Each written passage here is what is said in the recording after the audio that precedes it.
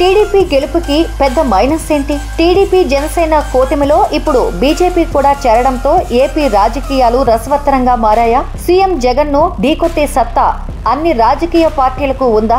ఆంధ్రాలో అన్ని పార్టీల వ్యూహం ఏంటి?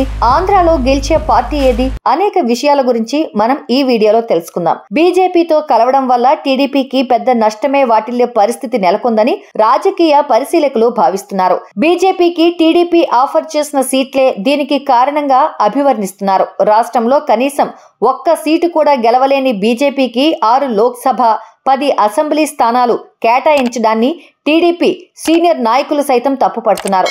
2014 ఎన్నికల పరిస్థితి వేరు, ఇప్పుడున్న పరిస్థితి వేరు. కొత్తగా ఏర్పడుతున్న రాష్ట్రం కాబట్టి కేంద్ర సహాయక సహకారాలు ఉండాలి. అందులో భాగంగానే బీజేపీతో పొత్తు పెట్టుకుంటున్నామని అప్పట్లో చంద్రబాబు చెప్పారు. కానీ 2017లో ఇదే చంద్రబాబు బీజేపీపై తీవ్ర విమర్శలు చేసి కాంగ్రెస్ తో చేతులు కలిపారు. మళ్లీ 2024 ఎన్నికలకు వచ్చేసరికి టీడీపీ బీజేపీతో పొత్తు పెట్టుకోవడం, అది కూడా ప్రధాని మోడీ దగ్గర నుంచి రాష్ట్ర ప్రయోజనాలకు సంబంధించి ఎటువంటి హామీ లేకుండానే పొత్తు పెట్టుకోవడం ఇప్పుడు చంద్రబాబుని ఇరకాటంలో పెట్టే అంశంగా కనిపిస్తోంది. కేవలం వ్యక్తిగత అవసరాల కోసమే చంద్రబాబు బీజేపీతో పొత్తు పెట్టుకున్నారని తెలుగు తమ్ముళ్లు బలంగా నమ్ముతున్నారు. మరోవైపు ఓటు శాతం పెరిగిన జనసేనకు తక్కువ సీట్లు కేటాయించి అసలు ఓటింగ్ పర్సెంట్ లేని బీజేపీ అధిక స్థానాలను కేటాయించడాన్ని ఆ పార్టీ కార్యకర్తలు జీర్ణించుకోలేకపోతున్నారు. దీనిపై బహిరంగంగానే వారు తమ అసంతృప్తిని వ్యక్తం చేస్తున్నారు. తమ నాయకుడు 2014 ఎన్నికల మాదిరిగా పోటీ చేయకుండా నేరుగా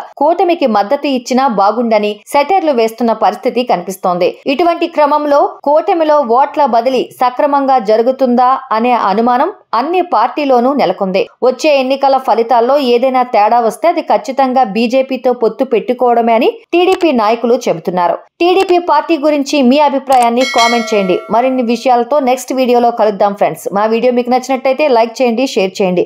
మా సోషల్ పోస్ట్ టీవీ ఛానల్ ని సబ్స్క్రైబ్ చేసుకోండి. అనేక విషయాల గురించి మనం ఈ వీడియోలో తెలుసుకుందాం. బీజేపీతో కలవడం వల్ల టీడీపీకి పెద్ద నష్టమే వాటిల్లే పరిస్థితి నెలకొందని రాజకీయ పరిశీలకులు భావిస్తున్నారు. బీజేపీకి టీడీపీ ఆఫర్ చేసిన సీట్లే దీనికి కారణంగా అభివర్ణిస్తున్నారు. రాష్ట్రంలో కనీసం ఒక్క సీటు కూడా గెలవలేని బీజేపీకి 6 లోక్సభ 10 అసెంబ్లీ స్థానాలు కేటాయించడాన్ని టీడీపీ సీనియర్ నాయకులు సైతం తప్పుపడుతున్నారు.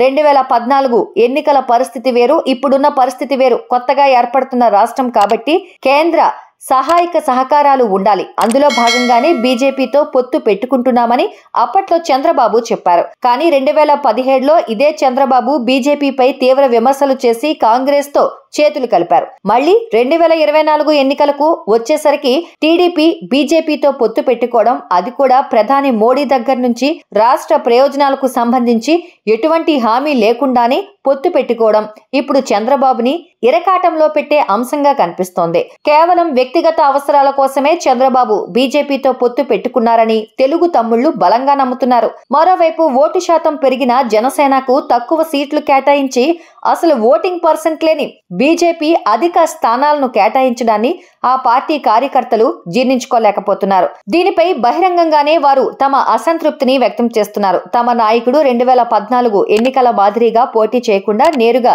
కూటమికి మద్దతు ఇచ్చినా బాగుండని సెటర్లు వేస్తున్న పరిస్థితి కనిపిస్తోంది. ఇటువంటి క్రమంలో కూటమిలో ఓట్ల బదిలీ సక్రమంగా జరుగుతుందా అనే అనుమానం అన్ని పార్టీలోనూ నెలకొంది. వచ్చే ఎన్నికల ఫలితాల్లో ఏదైనా తేడా వస్తే అది ఖచ్చితంగా బీజేపీతో పొత్తు పెట్టుకోవడమే అని టీడీపీ నాయకులు చెబుతున్నారు. టీడీపీ పార్టీ గురించి మీ అభిప్రాయాన్ని కామెంట్ చేయండి. మరిన్ని విషయాలతో నెక్స్ట్ వీడియోలో కలుద్దాం ఫ్రెండ్స్. మా వీడియో మీకు నచ్చినట్టయితే లైక్ చేయండి, షేర్ చేయండి.